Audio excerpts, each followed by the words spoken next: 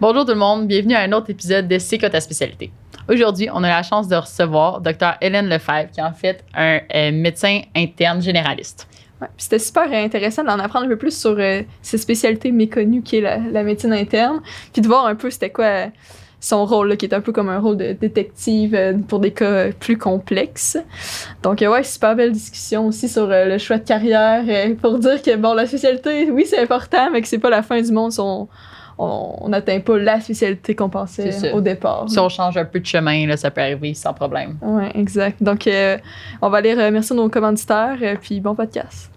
L'épisode d'aujourd'hui est possible grâce à notre commanditaire Archer. Archer, comme vous l'avez pu le voir dans nos épisodes précédents, c'est une firme de finance. Mais sachez que même si la finance vous fait peur, on vous conseille fortement de les contacter parce que c'est possible avec eux de débloquer plus de 100 000 de bourse. 100 000 de bourse. 100 000 de bourse, là, ça fait plaisir à tout le monde. Donc, on vous conseille fortement de prendre un rendez-vous. Oui, exact. Ça se prend bien. Donc, si vous voulez prendre un rendez-vous dès maintenant, le lien est sous la vidéo.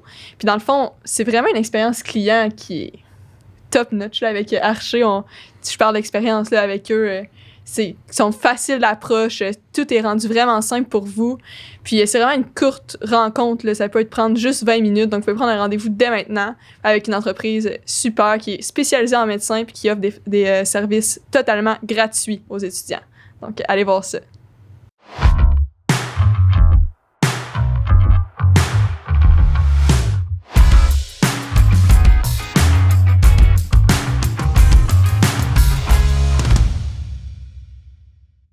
Donc, Dr. Hélène Lefebvre, merci beaucoup d'avoir accepté notre invitation. Bonjour, merci de m'accueillir aujourd'hui. Donc, pour commencer, on veut en apprendre un peu sur ton parcours. Donc, est-ce que tu as toujours su que la médecine, ça t'intéressait? Oui, ben en fait, pas du tout. Moi, quand mon rêve d'enfance, c'était l'architecture. Donc, on peut dire que c'est un changement de direction assez brutal, là. J'ai fait mon cégep en sciences. C'était même pas le profil biologique, en fait. Là, c'était vraiment un profil sciences appliquées. Là. Et puis, les sciences de la santé, j'y avais jamais pensé, pas une seconde. J'ai commencé l'architecture, puis j'ai réalisé en travaillant là-dedans qu'on était beaucoup devant les ordinateurs, qu'il manquait un contact humain. Puis là, j'ai réfléchi beaucoup entre pharmacie puis médecine. À ce moment-là, j'avais pas les notes pour rentrer, là, très sincèrement. J'avais fait 1 an de biochimie, puis après, j'avais opté pour pharmacie, pour des raisons, en fait, là, de qualité de vie essentiellement. Et puis, j'ai fait le bac au complet, puis quand je suis rentré sur le marché du travail, en fait, j'ai trouvé que ça ressemblait pas beaucoup aux études qu'on faisait. J'ai trouvé qu'on n'était pas assez impliqués. Et parallèlement à ça, j'avais fait mon dernier stage à l'hôpital Maisonneuve-Rosemont comme pharmacien, là, comme étudiant en pharmacie. Et j'étais à l'unité d'enseignement, les fameuses unités d'enseignement médecine interne. Là, puis, je les écoutais parler autour de la table, là, faire des diagnostics différentiels. Puis je me disais, mon Dieu, que ça a l'air agréable comme travail.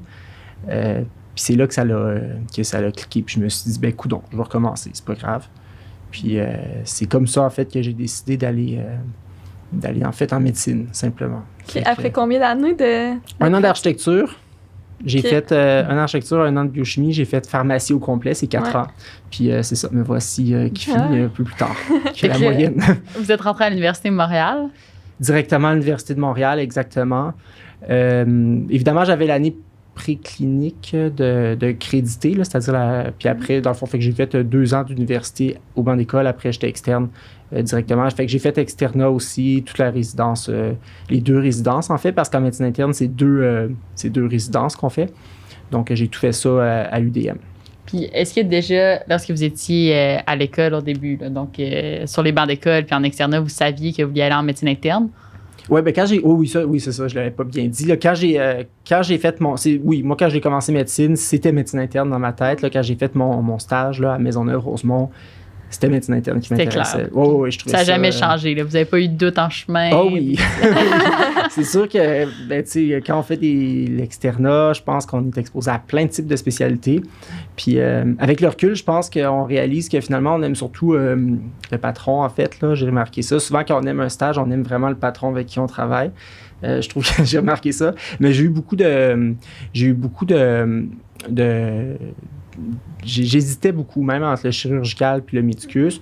Médecine interne, c'était un choix safe quand même en bon québécois. Là, c'est-à-dire que quand tu rentres en médecine interne, tu as encore le choix après de continuer. C'est pas comme si tu rentres, mettons, en chirurgie générale ou urologie. Là, après, tu es dans ton chemin tracé, puis tu peux faire des sous-spécialités, mais ça reste ta spécialité telle quelle.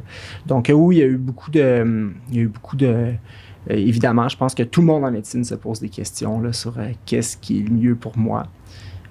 Puis j'avais opté pour médecine interne en étant un peu indécis, mais ça a toujours été la raison à la base pour laquelle j'allais en médecine.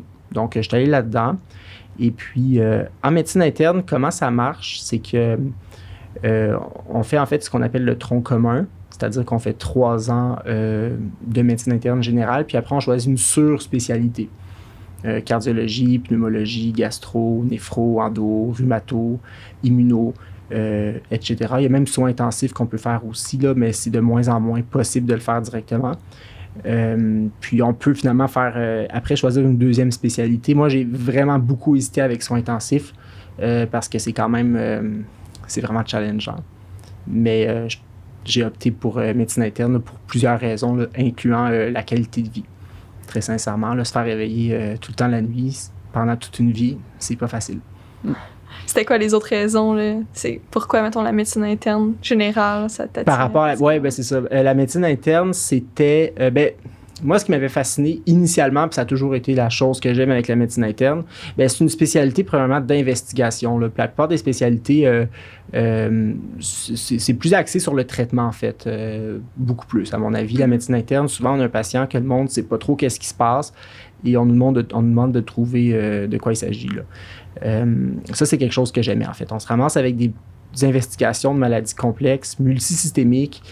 C'est compliqué, il faut prendre son temps, il faut réfléchir, il faut lire à chaque fois. Franchement, moi, presque tous les jours, je lis.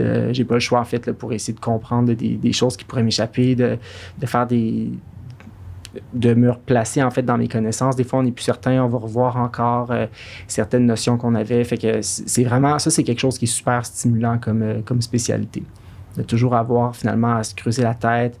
Il faut y aller par très méthodique, en fait, comme spécialité. Tu sais, souvent, on a la réputation d'être très... de pas être capable de faire la part des choses, en fait, là, de pas être, de s'éparpiller dans tout.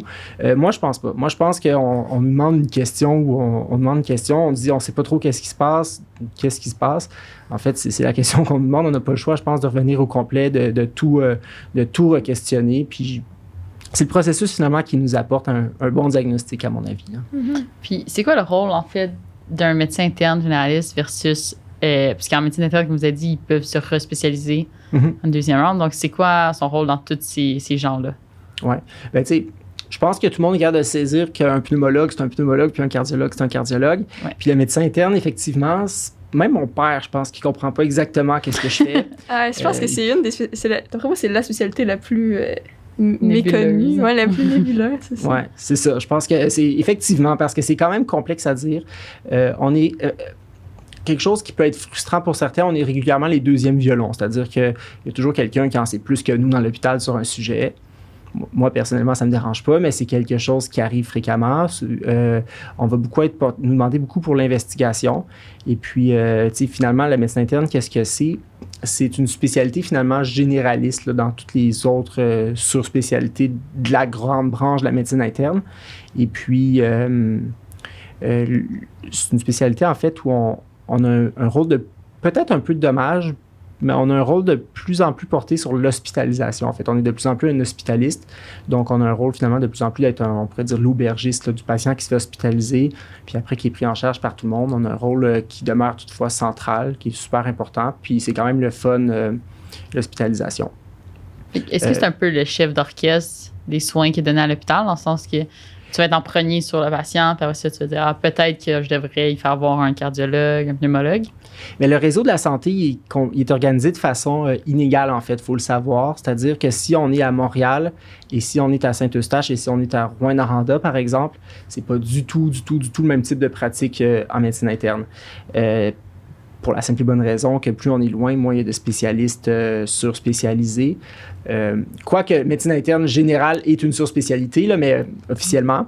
Mais ça, c'est une autre question. Là, mais à cause de ça, ça fait en sorte que plus on est éloigné, plus on est une possibilité grande, en fait, de faire quelque chose de varié. Ça veut dire qu'en région, il y a beaucoup d'internistes qui font de la scopie, qui font des échos cardiaques, qui vont gérer la cardio, qui vont faire des techniques, des bronchoscopies. Donc, finalement, tu deviens comme un petit gastroentérologue, un petit pneumologue, un petit cardiologue, par-dessus ta pratique de médecine interne. Donc, ça, c'est quelque chose d'intéressant que les gens aiment. Puis, plus on se rapproche de Montréal, en fait, moins je crois qu'on a l'occasion d'avoir une pratique diversifiée. Le gros avantage, pour certains, on dira, ça sera d'être à Montréal. Puis aussi d'être dans un centre universitaire aussi, j'imagine, ça peut être intéressant là, pour plein de raisons là, qui peuvent être propres à chaque personne. Donc, c'est ça, fait que la pratique de médecine interne est très, très, très variable. J'ai l'impression qu'il y a une tendance lourde qui veut, en fait, diminuer la partie pas multidisciplinaire, mais la partie polyvalente de la médecine interne, qui veut, il y a une tendance lourde où finalement on veut avoir des rhumatologues, des endocrinologues, de chaque type de spécialiste dans l'hôpital, là, puis finalement ça veut dire que c'est de la clinique que nous on fait en moins, en bout de ligne. Ceci étant dit, c'est des défis, il ne faut pas voir ça comme faut pas voir ça comme de la compétition, il faut voir ça comme des défis pour nous, pour améliorer notre pratique. Par exemple, moi, ma pratique à moi, nous, à notre hôpital, on fait beaucoup de rhumatologie, beaucoup d'endocrinologie, beaucoup de néphrologie. C'est ça nos 3 spécialités sur lesquelles on focus le plus, en plus de toute la tâche de médecine interne. Que j'ai pas bien expliqué, en fait, mais ce que je dirais pour médecine interne, la première des choses qu'on fait, c'est de l'hospitalisation. Ça veut dire que dans mon hôpital, je vais parler pour ce que je connais dans mon hôpital, en tout cas, c'est un patient très malade, qui est complexe, qui a finalement un bon pronostic, une bonne qualité de vie. On va l'hospitaliser le moindrement que c'est compliqué pour chapeauter l'hospitalisation. Ça, c'est la première des choses. On s'occupe aussi beaucoup des maladies qui sont thrombotiques. Ça, je pense que c'était possiblement connu de la plupart des gens. Les hémato-oncologues le font aussi, mais c'est un pan de la médecine interne qui est assez important là, qu'on fait. Il y a une partie qui est très appréciée de plusieurs internistes, qui est vraiment une chasse gardée pour l'instant. En tout cas, c'est ce qu'on appelle la MOG, ou à Sainte-Justine, ils appellent ça la MIGO. Ça, c'est la médecine obstétricale et de grossesse à risque, essentiellement. Ça veut dire que finalement, c'est le suivi d'une femme enceinte qui a des pathologies complexes qui peuvent rendre... parce que quand on tombe enceinte, en fait, toute la physiologie change. Et il n'y avait pas vraiment de personnes qui étaient spécialisées dans ça. La médecine interne a pris les devants. Puis au Québec, on est quand même une bonne gang d'internistes qui faisons ça, disons. Là. Je savais pas qu'il y avait ça en médecine interne. Ouais. C'est dans le fond les femmes qui ont des conditions avant de tomber enceinte, puis que le fait d'être enceinte peuvent influencer ces conditions-là, c'est ça? Exactement. Ben, en fait, c'est des conditions qui sont avant d'être enceinte ou même pendant d'être enceinte. Là. Donc, on peut voir toutes sortes de pathologies qui peuvent apparaître pendant la grossesse. Ou des fois, il y a des pathologies de base qui, pendant la grossesse, peuvent se dégrader ou qu'il faut avoir des prises particulières, là, des précautions particulières. Essentiellement, la grossesse à risque, c'est comme toute chose. On ne va pas réinventer... c'est pas tout le monde qui est très malade. Là. La plupart du temps, ça va être un diabète de grossesse, ça va être des problèmes de glande thyroïde. Parfois, on a des maladies plus complexes. Là. C'est des maladies plus rares. On peut avoir des collagénoses, comme le lupus, là, où ça peut vraiment influencer la grossesse. Ça peut se détériorer en grossesse. On peut avoir aussi... on voit souvent ça, en fait, des problèmes... la prééclampsie, c'est souvent nous qui va la gérer, finalement. On peut voir aussi ça c'est plus rare, et heureusement, là, mais des hépatites là, de grossesse, les CHAG qu'on appelle. Donc ça, c'est d'autres conditions qu'on va être voué à traiter là, si ça nous tombe, si on l'a sous les yeux. Là. Donc on va s'occuper vraiment des grossesses qui vont mal, généralement, mais pas juste les grossesses qui vont mal. Les gens aussi qui sont malades, qu'il faut avoir un suivi particulier. OK. Puis ça, de ce côté-là, c'est quoi la différence entre... mettons, dans le rôle avec les obstétriciens. C'est que, les obstétriciennes sont très focusées sur le bien-être fœtal. Le médecin interne va être beaucoup plus focusé sur le bien-être maternel. OK? Elles sont capables, bien entendu, de faire du diabète là, pour pas mal tous les obstétriciens là, du Québec. Là, mais de façon générale, ils vont quand même faire des cliniques des fois mixtes, des fois on va séparer les patients, des fois c'est juste le médecin interne, des fois c'est juste les obstétriciens, puis quand c'est plus complexe, on va demander la médecine interne. Mais essentiellement, l'obstétrique, c'est beaucoup plus focusé sur le bien-être fœtal, alors que la médecine interne est sur le bien-être maternel lors de la grossesse. Vraiment intéressant. Ouais. Puis, Vas-y. y a-tu quand même une partie qui peut se faire en clinique externe? Comment, tu disais qu'il y a beaucoup une grande proportion de votre temps que c'est en hôpital ou interne. Mm-hmm. Mais est-ce qu'il y a quand même des cliniques externes où vous faites des suivis de patients pour le suivi de leurs conditions médicales XYZ?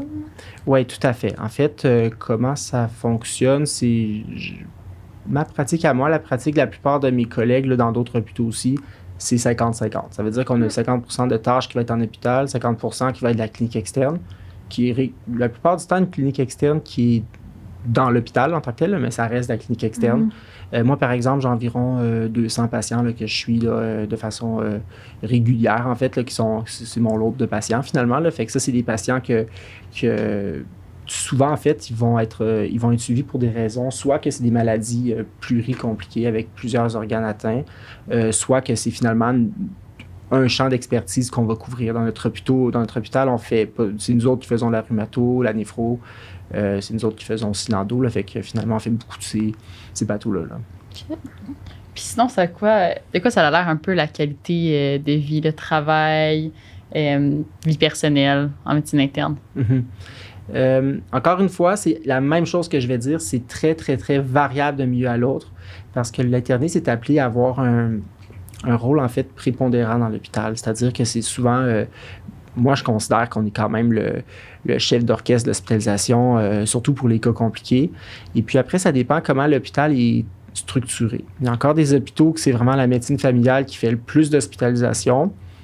Il y en a d'autres qui c'est rendu la médecine interne. Fait que déjà là, ça change quelque chose parce que quand tu es rendu, quand tu es aux consultations, on fait des consultations, évidemment, on répond aux questions, puis on fait beaucoup de préopératoire, de préparation préopératoire. Quand on nous pose une question, l'engagement n'est pas lourd. C'est-à-dire qu'on voit le patient, on donne notre opinion, on suit en conjoint ou pas, conjointement le patient, c'est-à-dire, mais ultimement, le patient est sous la responsabilité du médecin qui hospitalise.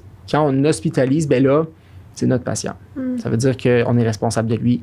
Quand on quitte le soir à la maison, le patient va mal, c'est encore notre patient. Ah ouais, okay. Donc, ça, c'est vraiment quelque chose qu'il faut savoir, puis ça dépend des milieux de pratique. Il y a de moins en moins d'hôpitaux où il n'y a pas d'hospitalisation qui se font.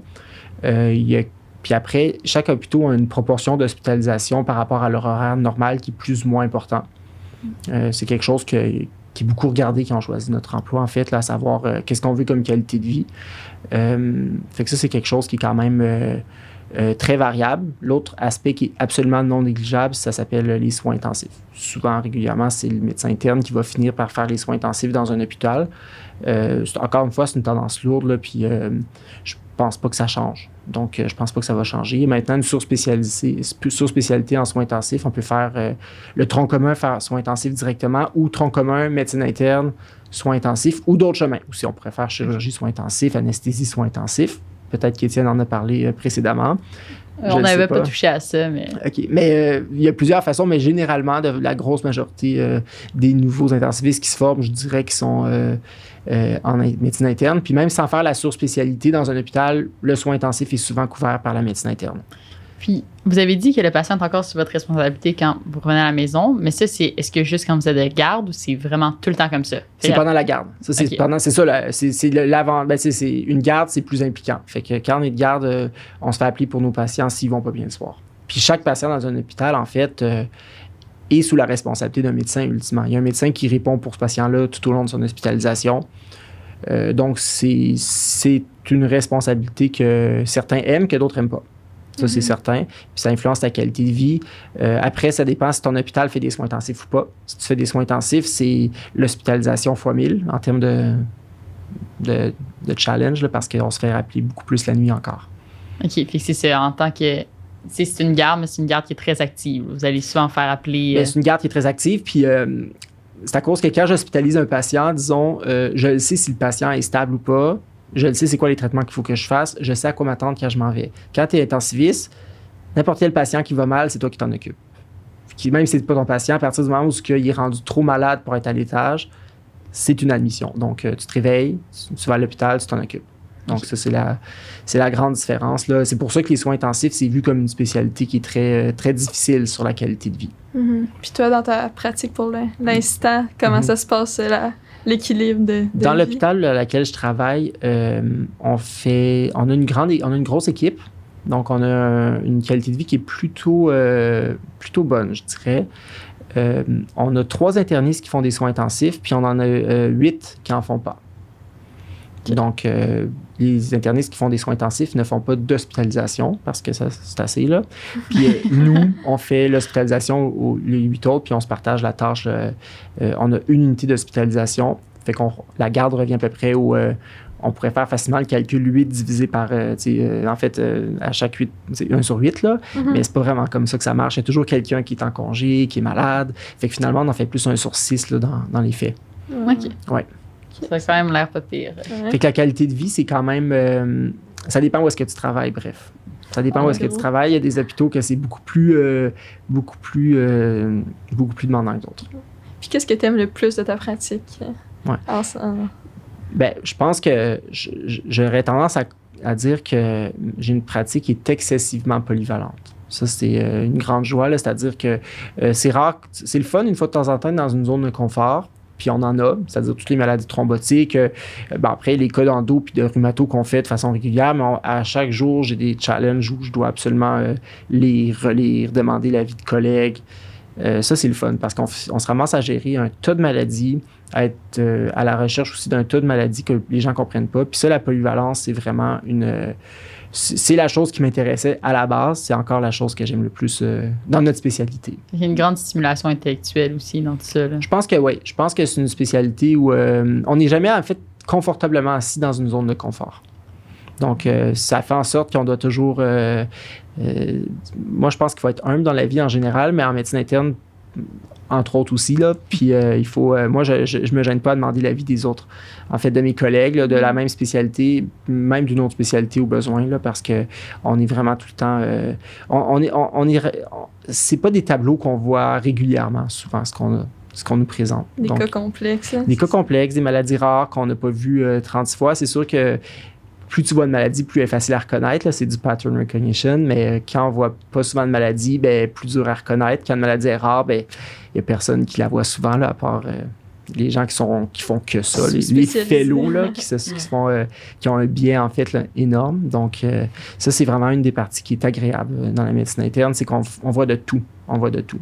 Puis une fois de temps en temps, c'est ça qui est le fun. C'est qu'on a nos petites zones de confort, puis ça fait du bien aussi, là. Ouais. Moi, je me demandais, pour quelqu'un qui recherche une certaine intensité là, dans son travail, d'avoir le petit thrill une fois de temps en temps, quand l'intensité monte, est-ce que ça se retrouve quand même en médecine interne? Bien, on peut orienter la pratique, absolument. On peut faire interniste intensiviste. Sans même avoir à faire le fellow de soins intensifs. Là, on peut trouver des hôpitaux où il y a des soins intensifs. Là, à mon hôpital, les intensivistes n'ont pas de fellow en soins. Donc, on peut facilement faire des soins intensifs. Si on veut avoir, à mon avis, le summum de l'intense, là, c'est vraiment ça. C'est des pratiques intenses. Là. Tu te réveilles la nuit, tu vas intuber quelqu'un, tu fais de la réanimation toute la nuit à ce patient-là, puis tu travailles le lendemain. Puis il va pas nécessairement mieux, puis ça peut continuer comme ça pendant longtemps. Ça, c'est certain je considère que c'est une pratique très intense. Puis après, c'est très difficile, mais évidemment, quelqu'un qui voudrait vraiment pas faire d'hôpital pourrait s'arranger pour faire que de la clinique externe. C'est-à-dire qu'il faudrait pas qu'il soit affilié à un CIUS, il faudrait qu'il soit affilié, en fait, qu'il fasse ça dans une clinique externe, ça serait possible. OK. C'est quoi les côtés plus négatif là, de la médecine interne ou que toi, t'aimes moins, là, personnellement? Oui, bien, il y a facilement 2 choses que je vais dire. Là. La première, c'est le défaut de la qualité, en fait. Là. C'est le fait qu'il y ait de la polyvalence, c'est aussi le fait qu'il y a beaucoup d'incertitudes. Donc, on travaille on n'est pas toujours dans une zone de confort. Et puis, des fois, c'est un challenge, puis c'est motivant. Mais des fois, on ne sait vraiment pas qu'est-ce qui se passe. Le patient ne va pas bien, on ne trouve pas. Puis, on se sent responsable de nos patients. Là, on veut qu'ils aillent bien. Puis, quand on n'arrive pas à savoir qu'est-ce qui se passe, là, on y pense. On y pense le soir, on y pense tout le temps. On cherche, puis on ne trouve pas, évidemment, parce que c'est ces patients-là qu'on ne trouve pas.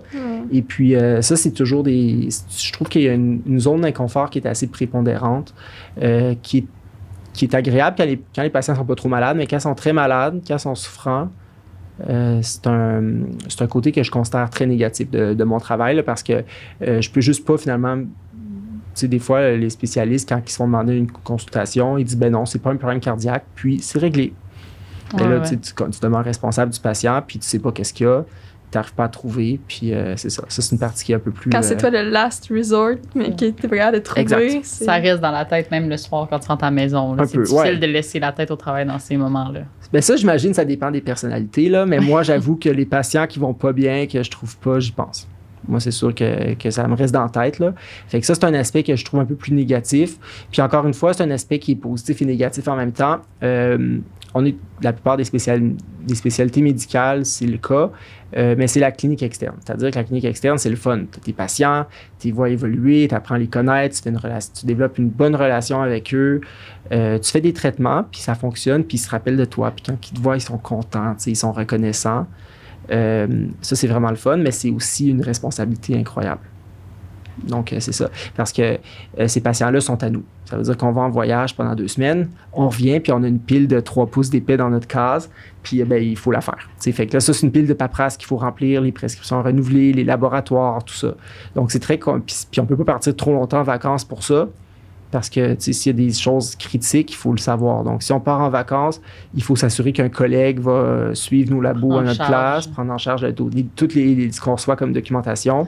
Évidemment, les gens ne sont pas enchantés de faire ça. Là, c'est pas, fait que ça, c'est un autre des inconvénients qui n'est pas propre à la médecine interne, il faut dire, mais ce n'est pas toutes les spécialités qui subissent ça non plus. Là. D'avoir un suivi de clinique externe assez important. Mm-hmm. Puis, est-ce que vous pensez qu'il y a un type de personnalité qui est propre à la médecine interne générale comme vous avez, ou c'est vraiment n'importe qui peut un peu là-dedans? Y a-t-il des qualités clés là, qu'il faut avoir si on veut être bon dans son emploi? De façon caricaturale, il y a toujours la personnalité qu'on dit chirurgicale puis la personnalité médicus. Je pense que c'est un peu vrai quand même. Je pense qu'une personnalité chirurgicale est une personnalité plus fonceuse, plus extravagante, elle veut que les choses bougent vite. En médecine interne, c'est beaucoup plus contemplatif. Ça demeure vrai. Ça, je peux pas dire que ça l'est pas. Je crois que c'est vrai. Et ça prend ça aussi parce qu'il faut souvent recommencer au départ. Il faut souvent tout se poser des questions. Il faut refaire les diagnostics. Donc, c'est une spécialité qui est plus médicueuse. Ça, c'est certain. Évidemment, après, comme je disais, il y a la place, si on veut faire des soins intensifs, là, c'est de l'action. Là. Fait que là, soins intensifs, c'est une personnalité plus active. Fait que, je pense qu'il y a beaucoup d'espace pour les différents types de personnalités. Après, il faut concilier ce qu'on veut dans sa vie comme qualité de vie, ce qu'on veut comme type de pratique. C'est compliqué de savoir qu'est-ce qui nous convient, là, franchement. Là. Je pense que ça va changer au cours de la vie de tout le monde. Mais c'est sûr que je pense qu'il y a beaucoup de polyvalence. De façon générale, si on ne fait pas de soins intensifs, clairement que c'est plus médicus. Si on fait des soins intensifs, ben là, c'est une personnalité plus travaillante. C'est pas plus travaillante, mais plus elle veut que ça bouge plus, en fait. Là, c'est ça. Puis les qualités que ça prendrait, moi, je pense que ça prend de la minutie. Ça, c'est certain. Parce que je crois qu'on faut toujours prendre les détails au sérieux. Une fois que c'est fait après, une fois que le test est fait, après, on peut commencer. Quand on fait des suivis, évidemment, on ne répète pas toujours. Mais au début, je pense qu'il faut vraiment être très minutieux, il faut être méthodique, il faut être systématique. Ça, c'est des qualités qui sont importantes. Puis une qualité qui est bonne à avoir pour tout médecin, là, qui n'est pas spécifique à la médecine interne, je pense que ça prend une bonne part d'humanité. Il faut être empathique avec les patients, c'est super important. Là. Je pense qu'il faut toujours garder en tête qu'en bout de ligne, on soigne des gens. Là, puis peu importe là, comment le diagnostic est compliqué, il ne faut jamais déshumaniser les personnes dans le processus. Là, puis ça, c'est une qualité qui est super importante, là, mais qui est vraie pour tout. Surtout pour des patients qui ont vu plusieurs spécialistes par le passé, puis que probablement qu'ils sont rendus des fois tannés de pas trop savoir ce qui se passe avec leur état de santé. Sûrement que ça doit être un défi quand même. Un gros défi. Puis il y a une des choses que j'ai pas parlé, c'est qu'on se ramasse souvent avec...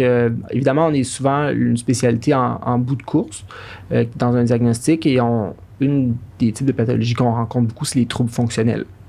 Beaucoup. Je ne devrais pas dire beaucoup, mais on en rencontre fréquemment. Des troubles fonctionnels, souvent, c'est des gens finalement qu'on ne trouve pas de base physiopathologique là-dedans.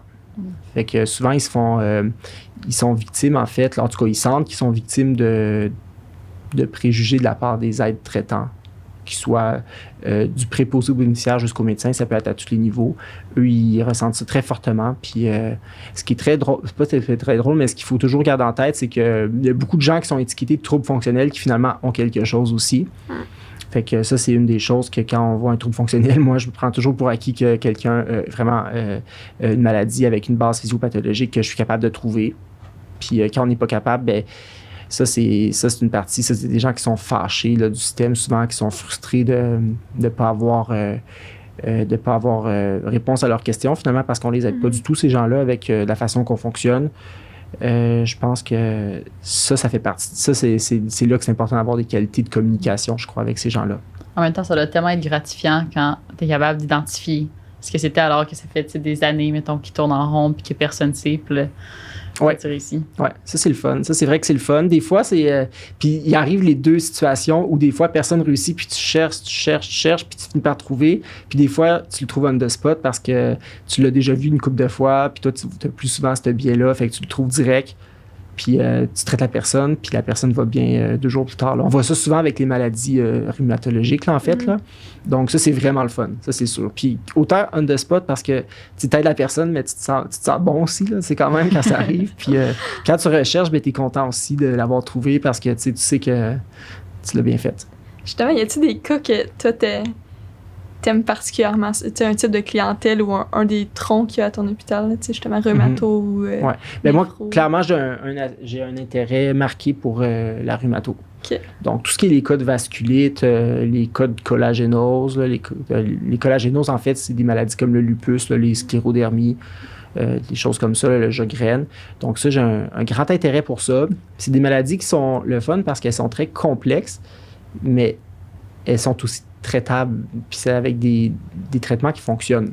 Fait que c'est vraiment le fun, ça. En médecine, une des choses qu'on réalise souvent, c'est que les traitements fonctionnent plus ou moins, là, mais tu sais, quelqu'un qui fait de l'arthrite, qui est plus capable de bouger, puis là, le lendemain matin, il va bien, il le sait. Ça se sent. Pour avoir une différence aussi marquée, là, dans... Ah ouais, en quelques jours, là, tu sais, certaines maladies, c'est incroyable. Des fois, par exemple, la polymyalgie rheumatica, le traitement marche en 2 jours. Donc, si le traitement marche pas en 2 jours, tu sais que tu n'as pas le bon diagnostic.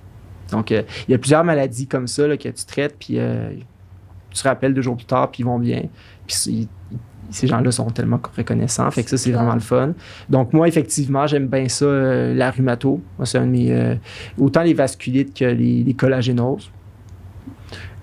Puis, évidemment, je pense que l'endocrinologie, c'est le fun aussi. Souvent, c'est beaucoup de diabète. Mais comme je dis, le diabète, c'est une zone de confort dans notre spécialité. On en fait, on est habitué, puis quand on est habitué de faire quelque chose, on est souvent plus performant, fait que ça fonctionne bien. Puis les gens, je pense, qu'ils sont satisfaits aussi. Fait que je pense que ça prend un bon équilibre dans la vie de... Puis la médecine interne offre ça. Ça, c'est certain. Avec le bread and butter, mettons, la médecine interne, ce serait surtout, justement, le diabète... Mais ça dépend de l'hôpital. Il y a des hôpitaux il y a des endocrinologues, donc tu n'en feras pas beaucoup, mais de façon générale, le bread and butter, il faut comprendre que ça dépend vraiment de l'hôpital. Mais la plupart des hôpitaux, ça va être des tâches qui sont liées à l'hospitalisation. C'est-à-dire qu'on va... Veux pas, si la moitié de ton année, tu t'hospitalises des patients puis tu es aux consultations, ben ça veut dire que la moitié de ton année, c'est ça que tu fais. Ça veut dire que tu t'occupes des patients à l'hôpital, comme on apprend à faire à l'externat à la résidence. Fait que ça, c'est sûr que c'est là. Puis quand on a une consultation, on nous demande une question, on répond à la question, on fait des suggestions, on applique des traitements, on suit conjointement. Donc ça, c'est... Puis encore une fois, c'est les mêmes pathologies qu'on va voir. Souvent, on est demandé pour des gens complexes avec des insuffisances cardiaques, insuffisance rénale. Souvent, quand les 2 maladies se chevauchent, là, c'est rendu compliqué. On nous demande à ces niveaux-là. Toutes les maladies thromboemboliques, évidemment, on est demandé. Des cancers en investigation que les gens ne comprennent pas trop. Donc, on va beaucoup être sollicité là-dessus au niveau de l'hôpital. Après, en clinique externe, ma pratique à moi, j'ai environ 25% d'endocrino, 25% de rhumato, 10% de maladies thromboemboliques. Là. Puis ça, souvent, c'est un lot de patients qui a une plus grosse rotation là, parce qu'une fois que tu les as traités, ben, ils sont traités. Là. Donc, après, tu peux les laisser partir. Puis après, j'ai un autre 40% que c'est de tout. Là. On peut voir autres, c'est ça. Puis dans les autres, il y a des affaires compliquées, il y a des affaires que tu n'es pas trop sûr, que des fois, il faut savoir aussi s'arrêter, puis juste regarder sans rien faire, puis regarder l'évolution, en faisant évidemment des bilans. Puis ça fait partie des choses, mais je pense qu'il y a beaucoup de patients qui sont juste très malades. Hein, finalement, là, c'est des patients qui sont des grands insuffisants cardiaques, des grands insuffisants rénaux, que j'ai des patients cirrhotiques aussi, j'en ai quand même pas mal, en fait. Là. Est-ce que tous les patients que tu vois sont justement gravement malades? Ou il y a quand même une proportion de gens, je sais pas, de clientèle un peu plus jeune, comme plus en santé, là, je pourrais dire? Oui, je comprends. Plus vigoureux, disons. Mais les collagénoses, en fait, c'est des patients qui sont souvent en bonne santé. Donc, ça, c'est certain. C'est des jeunes, là, souvent, ça va être des jeunes hommes, des jeunes filles. Les collagénoses, souvent plus des filles. Les arthrites séronégatives, souvent plus des hommes. Bon, c'est épidémiologique, là, mais c'est à peu près ça quand même. Là, ça va être des patients plus jeunes. Après, les vasculites, artérites à cellules géantes, tout ça, souvent, c'est des patients un peu plus âgés. Les polymyalgies rhumatiques, évidemment, c'est très âgé aussi. Les arthrites, il y a de tout. Arthrite rhumatoïde, polyarthrite rhumatoïde, on voit de tout. Fait que finalement, les populations sont variables. Je dirais que la plupart du temps, dans une journée typique, j'ai à peu près, mettons, je fais une journée de 12 patients. J'ai 3-4 patients en clinique externe de moins de 40 ans. Après, j'en ai 2-3 de 45 à 70, là, puis c'est ça. Sinon, puis la moitié qui ont plus que 70. Le reste. Mais ça fait quand même une diversité. Oui, c'est ça. Puis c'est pas surprenant non plus avec justement les statistiques de qui se fait hospitaliser, c'est souvent... Ça reflète un peu... c'est ça, c'est une réalité de la vie aussi. Ouais. Quand on vieillit, on devient plus malade. Là, c'est un facteur de risque d'à peu près n'importe quelle maladie, là, ou pas toutes, là, mais c'est un facteur de risque significatif. Ça reflète ça. Je crois que c'est un reflet de la plupart des spécialités aussi. Ouais. Mais je dirais qu'on a quand même... Même le diabète, on a des jeunes, en fait. On a plein de diabète de type 1. Donc, finalement, on a quand même pas mal de patients jeunes. Moi, je considère que 25% de la population en bas de 40 ans, c'est relativement jeune. Puis sinon, est-ce que vous avez un conseil à donner aux étudiants comme nous qui sont en recherche de leur choix de carrière? Oui, bien ça, c'est... Premièrement, je pense qu'il faut le dire, là, je crois pas qu'il y a une spécialité qui est faite pour une personne. C'est-à-dire que je pense pas que le bonheur est relié à faire absolument une chose. On peut trouver notre bonheur dans la spécialité qui va nous convenir. Et puis, ça pourrait même être pas en médecine. Hein, des fois, on pense qu'il y a juste la médecine, puis que si jamais ça va pas bien, puis qu'on n'est pas capable de passer, la vie arrête, là, mais c'est pas vrai. Ça, c'est la première des choses. Donc, je pense qu'il faut garder en tête qu'une spécialité, c'est juste une spécialité. Puis finalement, dans toute chose dans la vie, on ne le réalise pas. Il y a une expression qui dit que le hasard fait les choses pour le mieux, mais en fait, je crois que c'est juste qu'on s'accommode à notre réalité.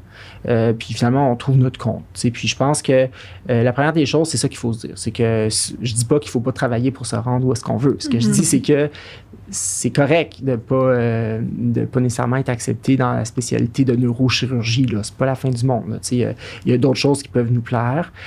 Mettons qu'on a une personnalité plus chirurgicale, justement, on pourrait même être en médecine interne et faire des soins intensifs. Là. Il y a moyen de tout faire. Fait que ça, c'est la première des choses que je dirais. Ensuite, pour les spécialités, je pense qu'il faut être... il faut être curieux. Il faut être curieux. Quand on est en stage, il faut poser des questions.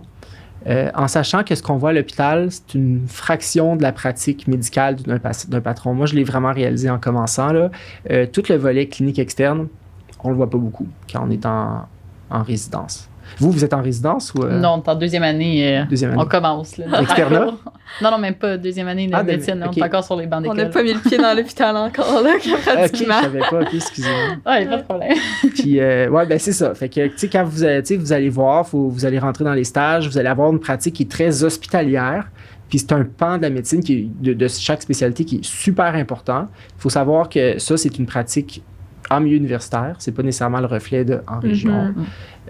Ensuite, c'est vraiment aussi juste ce qu'on voit à l'hôpital. On voit pas ce qui se passe en clinique externe. Donc, c'est très, très, très différent.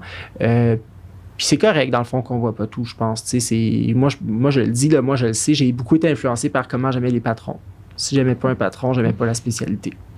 Puis je pense qu'il y a beaucoup de monde qui est comme ça, là, peu importe ce qu'on dit. Ça ou l'équipe de travail, l'ambiance, c'est sûr que ça nous influence. Oui, vraiment beaucoup. Vraiment, vraiment beaucoup. Fait que ça, c'est sûr que ça va être Puis c'est correct, dans le fond, parce que si y a un patron qui nous a fait aimer quelque chose, puis on aime ça, on aime ça. sais, puis peut-être qu'on l'aurait pas aimé avec une autre personne, avec une personnalité moins compatible. Puis c'est bien correct, à mon avis. Fait qu'il y a ça. Je pense que ça, pour les bien choisir, c'est d'être ouvert à tout. Étudier. Ça, c'est une des choses. Parce que quand on n'est pas bon, parce qu'on n'a pas étudié, je devrais pas le dire comme ça, mais quand on est moins fort, quand on maîtrise moins de matière, parce qu'on ne s'est pas appliqué, ben on peut pas vraiment l'apprécier. Fait que ça, c'est une des choses que j'ai remarqué. On n'aime pas ça dans quoi on n'est pas bon dans la vie, là, c'est ça. C'est ça. C'est toujours réconfortant d'être bon dans quelque chose, puis tu sais, on aime ça. Fait que moi, je pense que c'est important d'étudier, puis peut-être commencer avant le stage. Ça, c'est une des erreurs que tout le monde fait, là, d'attendre à la semaine 2 pour commencer à étudier. Puis là, souvent, le stage est bien avancé. Je pense que c'est bon de toujours donner une petite go au début du stage là, pour être on top au niveau des connaissances. Ça permet de bien plus apprécier, plus comprendre les spécificités, les détails. Je pense que ça, c'est une chose qui est importante. Savoir un peu dans quoi qu'on s'embarque, puis ce qu'on va voir, là, avoir comme une petite longueur d'avance, puis comprendre ce qui arrive devant nous, là, pas être toujours surpris. Ben c'est ça, tu sais, c'est ça exactement, de pas être essayer d'être le moins possible dans le banc du spectateur. Puis quand on est plus, quand on est vraiment, quand on maîtrise plus notre connaissance, les choses qu'on comprend pas, on va être plus porté à les poser en question parce qu'on est moins gêné aussi. Ça a l'air épais, là, mais quand on connaît rien à quelque chose, parce qu'on est gêné, là, puis on fait juste rien dire, puis on attend que la situation passe. Je me rappelle, quand j'étais étudiant, on faisait ça. Moi, je faisais ça. Donc, ouais. Ouais. Merci beaucoup pour la discussion. C'était vraiment intéressant. Ça a vraiment aidé à mieux situer c'était quoi la médecine interne. Vraiment. Donc, on a quelques cadeaux pour toi. Donc, je veux juste remercier les compagnies qui ont rendu ça possible. François Lambert et la boîte à vin. Oh. Puis sinon, pour les éditeurs qui nous écoutent, merci encore d'être là pour un autre de nos épisodes. On espère que vous avez bien apprécié. Et sinon, on se voit à la semaine prochaine. Ouais, parlez-en à vos amis. Ben, merci beaucoup. Ça a été un plaisir. Merci, c'était vraiment le fun.